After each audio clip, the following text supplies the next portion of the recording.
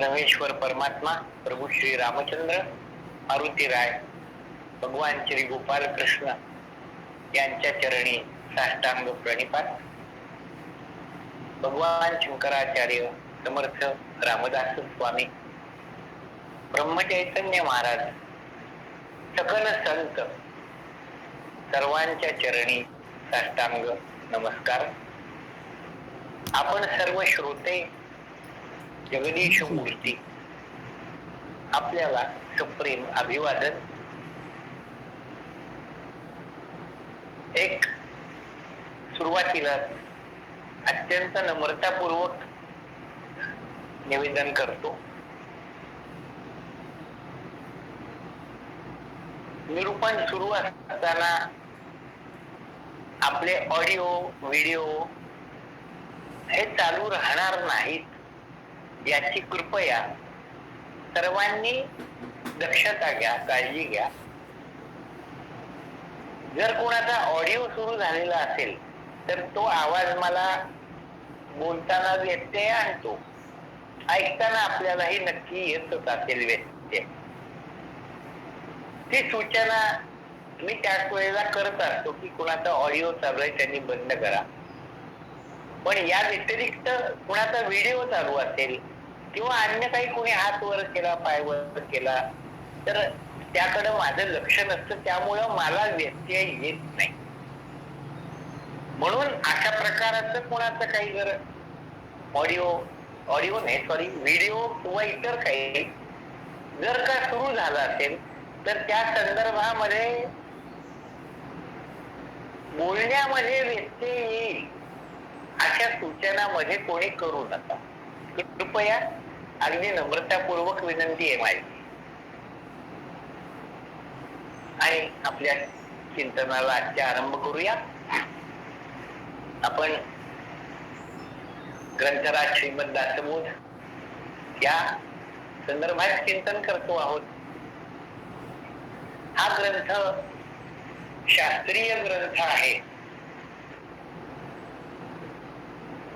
या दृष्टीनं आपण अनुबंध चतुष्टय, साधन चतुष्टयाचा विचार केला आणि षडलिंग 6 लक्षण शास्त्रीय ग्रंथाची म्हणून जी पूर्वासुरींनी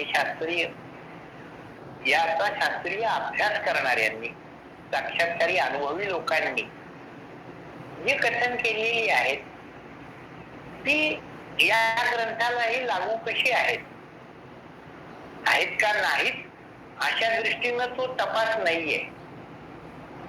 या ग्रंथामध्ये असं काही चुकीचं असेल अशी भावना बिलकुलच नाही. परंतु जी लक्षणं शास्त्रकारांनी अनुभवाने सांगितली ती लक्षणं याही ग्रंथाला कशी लागू आहे त्याचा सर्वांचा समावेश यामध्ये झालेला आहे. आणि म्हणून यातील भाषा ही आपल्याला आवडत असेल, सोयीची वाटत असेल तर अशा अभ्यासकांनी या ग्रंथाचा अभ्यास नक्की करावा. असा हा सर्वांग परिपूर्ण ग्रंथ आहे. हे आपण आता अभ्यासतो आहोत की हा कसा सर्वांग परिपूर्ण आहे.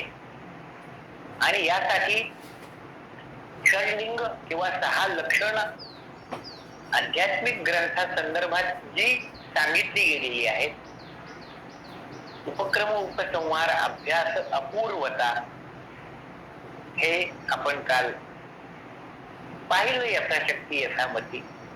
आणि अर्थवाद म्हणजे काय असा विचार आपला चालू होता.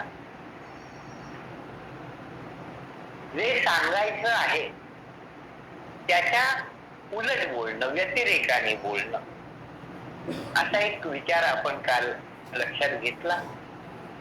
त्याला अर्थवाद म्हणतात. हा जो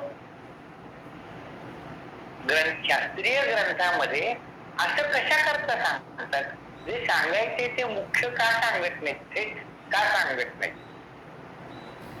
तर हेच सांगितलेलं यथार्थपणाने आकलन होत नाही बऱ्याच वेळेला. आणि या पारमार्थिक ग्रंथाच्या बाबतीत तर ते प्रकर्षाने जाणवतं की हा ग्रंथ खरं तर अर्ध्या वाक्यामध्ये भगवान शंकराचार्यांनी सांगितलंय, जीव ब्रह्मैव ना परहा. पण इतकं सांगून कळत नाही, म्हणून सर्व अंगाने त्याचा विचार मांडावा लागतो. जीव म्हणजे काय, ब्रह्म म्हणजे काय, मग ही जीवदशा कशी उत्पन्न होते, या प्रकारचं जे वर्णन केलं जातं, हे वर्णन म्हणजे आपल्याला मोक्षदायक ठरणारा उपदेश नाही, परंतु त्याला पूरक उपकारक असा नक्कीच आहे. जे मुख्य सांगायचं आहे ते न सांगता असं जे गौण किंवा विरुद्ध अर्थात जे सांगितलं जातं, या सर्व कथनाला अर्थवाद असं म्हणतात. एक बाजू अर्थवादाची. दुसरा प्रकार आहे अतिशयोक्तीनं सांगणं. जे सांगायचे ते जरा साधारणपणाने स्तोत्र रचना ज्या असतात, या स्तोत्र रचना या अशा असतात. आपण सर्वांना माहिती आहे, कोणतंही स्तोत्र घ्यायचं, या कुंदेंदु तुषार हार धवला, या शुभ्र वस्त्रावृता, या वीणावर दंड मंडित करा, या श्वेत पद्मासना, या ब्रह्माच्युत शंकर प्रवृत्तीवीर देवैही सदा वंदिता. ब्रह्मा, विष्णू आणि महेश या तीनही देवता जिला वंदन करतात अशी ही सरस्वती. आता अशा प्रकाराने अशी तुलना करून बोलणं, यालाही अर्थवाद म्हणतात. आणि अतिशयोक्तीनं एखादं वर्णन, आता ब्रह्मा, विष्णू, महेश वंदन करतील तर तिची योग्यता ही असाधारणच असणार आहे, पण त्यांनी वंदन करावं अशी ती योग्यता आहे. आपण अथर्व शीर्षातही म्हणतो ना, त्वम ब्रह्मा, त्वम विष्णू, त्वम रुद्र, त्वम इंद्र, त्वम अग्नी, सर्व काही गणराया तूच आहे. हे थोडं अतिशयोक्तीनं केलेलं वर्णन, याचा मतीचा अर्थ लक्षात घ्यावा लागतो. आणि अशा प्रकारचं जे वर्णन केलं गेलेलं आहे ते वर्णन विसरून जायचं थोडक्यात म्हणजे. पण असं जे वर्णन केलं जातं त्याला अर्थवाद असं म्हणतात. आता अशी निरूपण प्रवचन होत असतात. एखाद्या ठिकाणी गेल्यावरती मुक्त्याचा परिचय करून देणं, अशा प्रकार सर्वांना परिचित आहे. त्यामध्ये अर्थवादच असतो. आता इतरांचं कशाला, मी माझ्याबद्दलच बोलतो की मी एखाद्या ठिकाणी आलो आणि माझा परिचय करून दिला जातो. त्यामध्ये काय सांगतात, यांचं नाव अमुक अमुक आहे, ते आमच्या गावात राहतात, बस इतकीच माहिती ही खरी असते. आणि त्या पुढे जे काही वर्णन केलं जातं ना, ते सगळं अर्थवादात्मक असतं, अतिशयोक्तीनं सांगितलेलं असतं. अनेक गुण. आता अशा वक्त्याला आपण बोलवलेला आहे तर तो वक्ता कमी दर्जाचा आहे असं कसं सांगायचं? यांना काही फारसं येत नाही असं सांगता येत नाही ना. म्हणून त्याची थोरवी सांगावी लागते, औपचारिकतेने का विना पण सांगावी लागते. त्याला अर्थवाद म्हणतात. या प्रकारची भाषा या ग्रंथामध्ये वापरली. नवविधा भक्ती, श्रवणापासून आत्मनिवेदनापर्यंत कोणत्याही भक्तीचं वर्णन पहा आपण. श्रवण भक्तीचं वर्णन करताना की श्रवणे सुखे अधोगती मनास होय विश्रांती, हे अगदी या समासात सुद्धा ग्रंथारंभ लक्षणातही सांगितलं. श्रवणा संदर्भात मग अन्य भक्तींचं वर्णन पुढं का केलं? पण सध्या ज्याचं वर्णन चालू आहे ते श्रेष्ठ कसं आहे हे सांगणं चालू आहे. म्हणून असं गुणवर्णन करताना ते इतरांना गौणत्वाने लेखूनच करावं लागतं.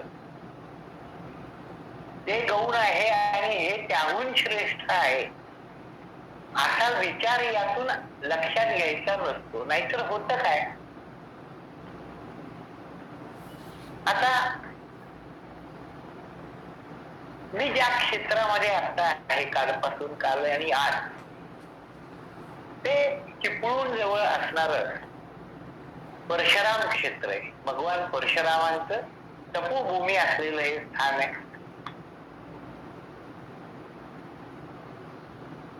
ही तपोभूमी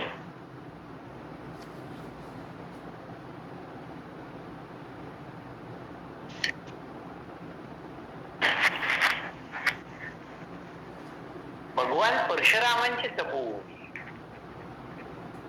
आता या ठिकाणी आल्यानंतर, मंदिरात गेल्यानंतर इथे जे कोण त्याचे पुजारी आहेत हे भगवान परशुरामांची महती सांगतात.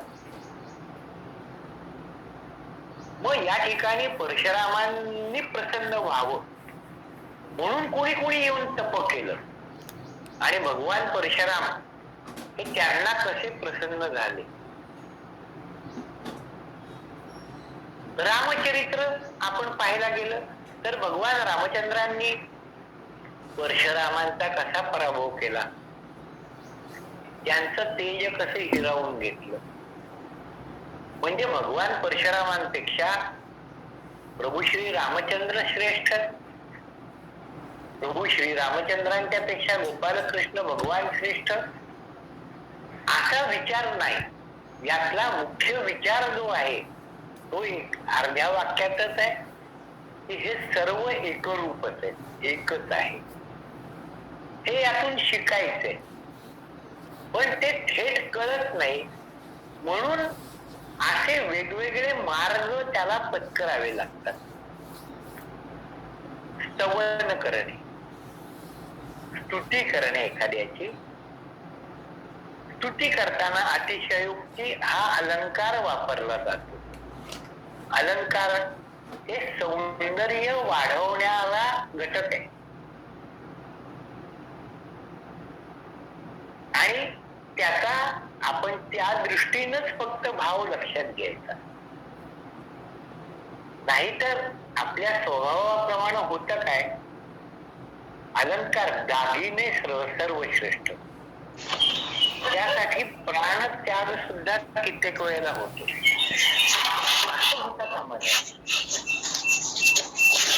ऑडिओ चालू आहे कोणाच तरी, जरा लक्षपूर्वक बघा आणि कृपया बंद करा.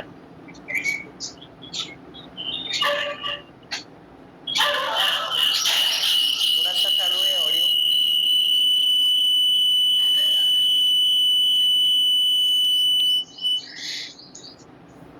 व्हिडिओ पण चालू आहे?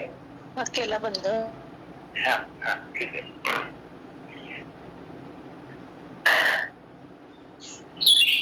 तर या पद्धतीनं जे वर्णन केलं जातं त्याला अर्थवाद म्हणतात. ऑडिओ चालू आहे? नाही, मी म्यूट करते, ते परत सुरू करतायत का काही कळेना. कारण मी म्यूट करता येते मला, त्यामुळं ठीक आहे. जय श्रीराम.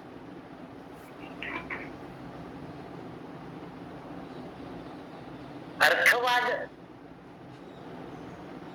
पाहत असताना अनुवाद करणे, ज्याला अर्थवाद म्हटलेलं आहे.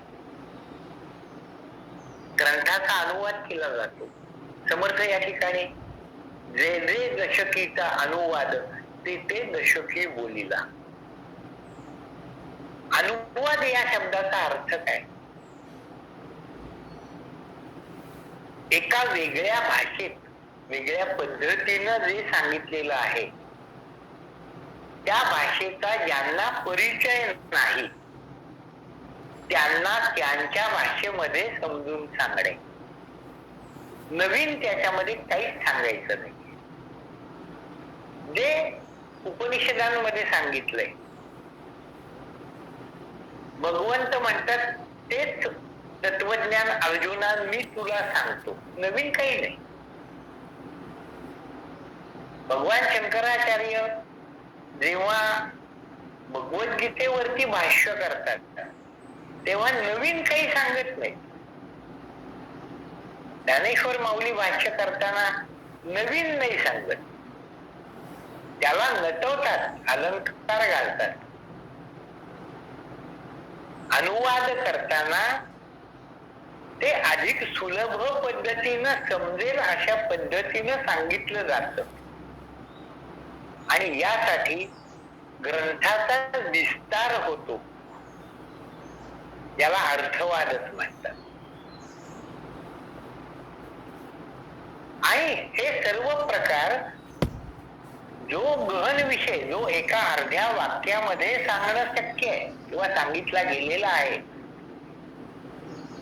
तो गहन विषय समजावा यासाठीचे जे ग्रंथ आहेत त्या ग्रंथामध्ये हा अर्थवाद ही पद्धत वापरली जाते.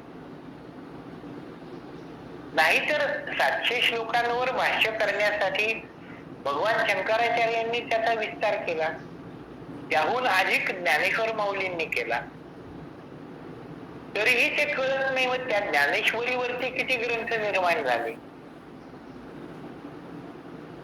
असा जर विचार करत गेलं तर ते मूळ जे काही तत्व आपल्याला सांगायचे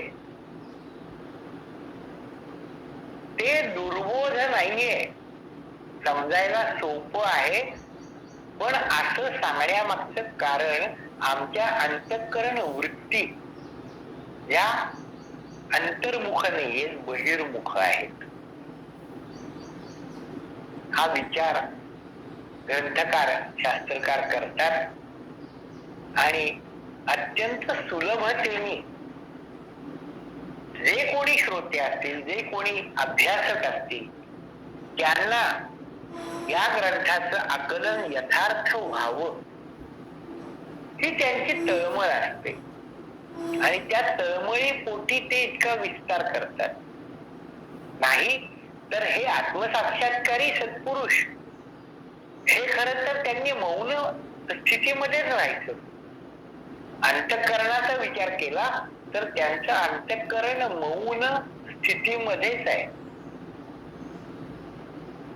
पण उगती हे जन देखवेना डोळा म्हणून कळवळा येतो मनी, त्या कळवळ्या पोटी हे बोललं जात. आणि म्हणून आपण या सर्व बाबी ही सर्व लक्षण लक्षात घेऊन या ग्रंथाचा अभ्यास करावा लागतो.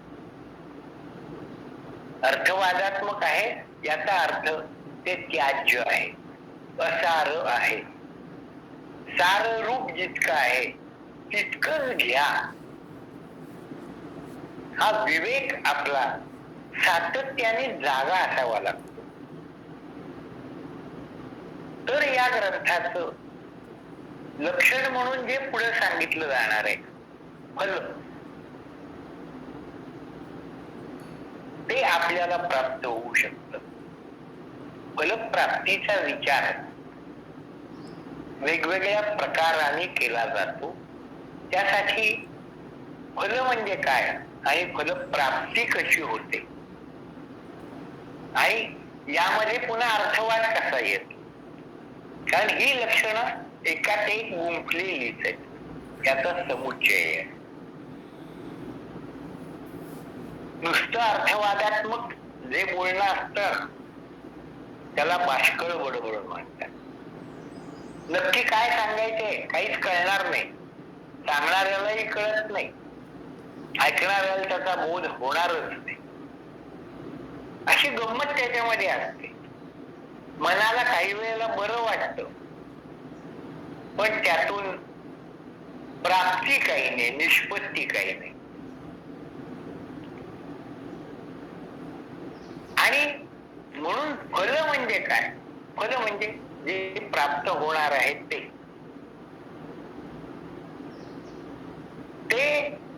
अत्यंत सूक्ष्म बीज असत.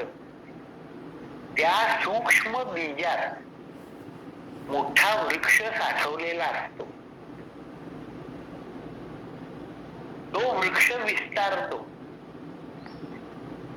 मग त्या वृक्षाचं मूळ असतं, खोड असतं, फांद्या असतात, पानं असतात, फुलं असतात, फळं असतात.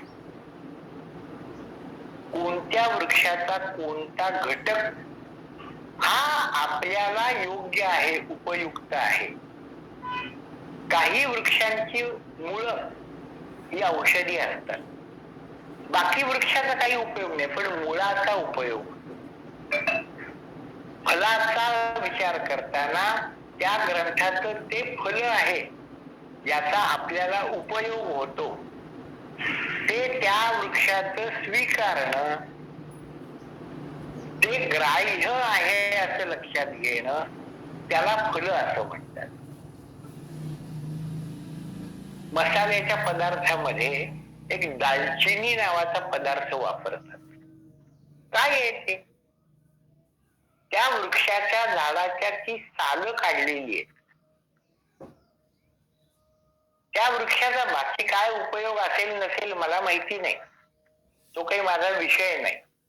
पण त्या वृक्षाचं साल सरसकट अगदी प्रत्येक घरातून वापरलं जातं. प्रत्येकाला परिचय आहे त्याचा. त्या वृक्षाचं ते फल आहे. उपयुक्त वस्तू तेवढी आहे. प्रत्यक्ष फुलं, पानं या सर्व प्रकारचा विचार या दृष्टीनं करायचा. जे योग्य आहे, ग्राह्य आहे, साररूप आहे, उपयोगी आहे, त्याला फल असं म्हणायचं. असं या ग्रंथामध्ये फल ही फलश्रुती सांगितलेली असते. आणि फल म्हटल्यानंतर जे ग्राह्य आहे तेच असं नाही, इथं अर्थवाद पुन्हा येतो. याच्या विरुद्ध लक्षण सांगावं लागतं. असं जर नाही केलं तर काय होईल, किंवा याचा चुकीचा उपयोग केला तर काय होईल. इदम अथर्व शीर्षम अशिष्याय न देयम. हे अथर्व शीर्ष, अशिष्य म्हणजे जो शिष्य भावाने आपल्याकडे आलेला नाही अशा व्यक्तीला गुरूंनी देऊ नये. त्याचा संदर्भातला विचार जो काय असेल तो वेगळा आहे. किती मेहनत वाया जाती वगैरे जो असेल तो, आता मला त्याच्याशी काही घेणं नाहीये. परंतु फलाचा विचार आहे इथं. इदम अथर्व शीर्षम अशिष्याय न देयम यो यदि मोहात दास्यति स पापीयान्भवति. असं जर का निषिद्ध कर्म कुणी करेल तर त्याला फल पाप प्राप्ती होईल, त्याला पाप लागेल. म्हणून या ग्रंथामध्ये सुद्धा बघा समर्थांनी की नाना ग्रंथांच्या संमती, उपनिषदे, वेदांत, श्रुती असं सगळं इतक्या वेगवेगळ्या आणि मोठमोठ्या आधारभूत ग्रंथांचा साकल्याने विचार करून हे फलरूप दासबोध हा ग्रंथ आपल्या हातात ठेवलाय. मत्सरे याची मिथ्या म्हणती तरी अवघेची ग्रंथ उच्छेदती. याला मत्सरामुळे, अहंकारामुळे, तो अहंकार पुन्हा कशाचा? आपापल्या संप्रदायाचा. ज्या ग्रंथाचा मी अभ्यास केलाय त्या ग्रंथाचा, मी भगवद्गीतेचा अभ्यास केलाय, मी ज्ञानेश्वरीचा अभ्यास केलाय, तर मग मी म्हणतो नाही नाही, ते दासबोधामध्ये तसा दम नाही काही. पूर्ण ग्रंथ पाहिल्या विण उगाच ठेवी जो दूषण, तो दुरात्मा दुराभिमान निष्ठेस. आणि मग याला दृष्टांत दिला की अभिमाने उठे मत्सर, मत्सरे तिरस्कार, पुढे क्रोधाचा विकार प्रबळे बळे, ऐसा अंतरी नासला, काम क्रोधे विथाडिला, तो कैसा म्हणावा भला आत्महत्यारा. आणि असं जर कोणी करत असेल, या ग्रंथाला नावं ठेवत असेल आणि त्यामुळं सर्वच ग्रंथांना नावं ठेवत असेल, म्हणजे ग्रंथाचा उपयोग यथार्थपणाने ज्याला करता येत नाही, करून घ्यायची इच्छा नाही, आणि तो या ग्रंथाचा असा दुरुपयोग करेल, तर काय होईल? अमृत सेविताची पावला मृत्य राहू. असं ग्रंथ म्हणजे हे अमृत आहे, पण असं अमृत सेवन करून सुद्धा त्या राहूला जसं मरणच पत्करावं लागलं. समुद्र मंथनाची कथा समर्थांनी संदर्भ दिला इथं. आता ती कथा स्पष्टपणाने नाही सांगितली, पण तो कथा प्रसंग लक्षात घेतला तर मग समर्थांना काय सांगायचे ते अगदी छानपणाने कळेल. की मंथन झालेलं आहे, अमृत कलश आलेला आहे आणि शेवटी आसुर बलवान आहेत, दैत्य बलवान आहेत. अनेक वेळेला देवांचा त्यांनी युद्धात पराभव केलाय आणि आता असे बलवान असणारे दैत्य राक्षस हा अमृत कलश पळवून देतील, देवांना मिळणार नाही ते. असं लक्षात आल्यावर भगवंतांनी मोहिनी अवतार धारण केला.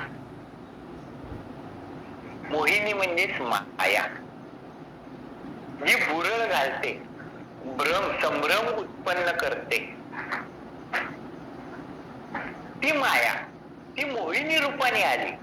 विलक्षण सौंदर्य, पदन्यास, अंगाच्या हालचाली अशा आकर्षक, लक्षवेधक किंवा रे वा पाहतच राहावं. आणि तसंच झालं. हे पाहत राहिले, तो अमृत कलश घ्यायचा आहे आणि त्यातलं अमृत प्यायचंय याचं भानही विसरले. मग या मोहिनीनं त्या अमृत कलशाचा ताबा घेतला आणि त्याचं वाटप स्वतः सुरू केलं. मग देवांना अमृत आणि राक्षसांना दारू असं तिने चलाखीनं वाटायला सुरुवात केली. त्या राहूच्या लक्षात आलं की हे वाटप करणारी ती स्त्री नाहीये, मोहक नाहीये कोणी, ते विष्णू आहेत आणि ते कपटाने वागतायत. म्हणून तो वेषांतर करून देवांच्या पंक्तीत येऊन बसला आणि मोहिनी अवतारातील भगवंतांचं अमृत वाटप चालू आहे. त्यांनी राहूच्या पुढच्या प्याल्यामध्येही ते अमृत दिलं. ती चंद्राच्या आणि सूर्याच्या लक्षात ही गोष्ट आली. भगवंतांच्या नजरेला या सूर्यचंद्राने आणून दिली. सूर्यचंद्र हे नेत्रच आहेत ना, यथार्थ ज्ञान करून देणे हे त्यांचं कामच आहे. त्याच्या माध्यमातून भगवंतांना कळलं की हा राहू आहे, राक्षस आहे. त्यांनी तत्काळ सुदर्शन चक्राचा प्रयोग केला आणि त्याचं मस्तक धडा वेगळं केलं. तोपर्यंत अमृत आतमध्ये गेलेलं होत. त्यामुळं त्याचं मस्तक एका बाजूला आणि धड एका बाजूला असे दोन घटक, पण ते जिवंत, त्यांना मरण नाही, अशा स्थितीमध्ये या आकाशामध्ये भ्रमण करतात. त्यांचा राग आहे की आपलं हे गुपित चंद्र सूर्यांनी भगवंताला सांगितलं, म्हणून ग्रहणकाली ते यांचा ग्रास करतात. कथा आपण आपल्याला माहिती आहे.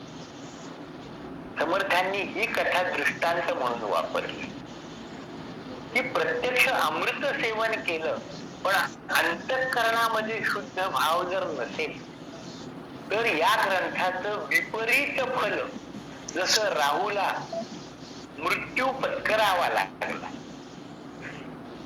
तसा दासबोध ग्रंथ वाचल्यावर जर का तुम्ही त्याची निंदा नालस्ती केली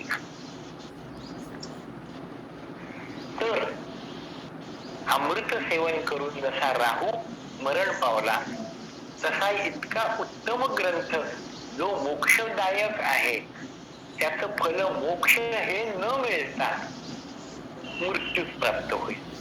मृत्यू प्राप्त होईल याचा अर्थ पुढचा जन्म येईल आणि जन्मानंतर मृत्यू ही परंपरा चालू राहील.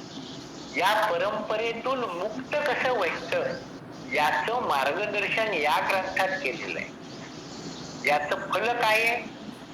मोक्ष प्राप्ती. हे जर या ग्रंथाचं फल आहे तर ते शास्त्रीय पद्धतीनं याचा अभ्यास केला तर ते फल आहे. व शास्त्रीय पद्धती स्वतःच्या मनाला येईल तसा असा जर का याचा अभ्यास केला तर त्याचं फल हे राहुला जसं मिळालं तसं मिळेल. फलाचा विचार असा दोनही दृष्टीनं करावा लागतो. तो या ग्रंथामध्ये केलेला आहे. शास्त्रीय ग्रंथ एकच एक बाजू मांडत नाही. जो विचार असेल तो सर्वांगाने मांडला जातो आणि त्या दृष्टीनं हा ग्रंथ शास्त्रीय कसा आहे ते आपल्यालाही लक्षात यायला सोपं होतं आणि आपल्याला अभ्यासाची एक दिशा मिळते की आपण ग्रंथाचा अभ्यास करताना आपण आपल्या मनाने याचा अर्थ चुकीचा जर लावला जात असेल तर ते आपण तपासून पाहिलं पाहिजे. त्यासाठी अनेक साक्षात्कारी अभ्यासू अशा महात्म्यांनी या ग्रंथावरती भाष्य केलेलं आहे.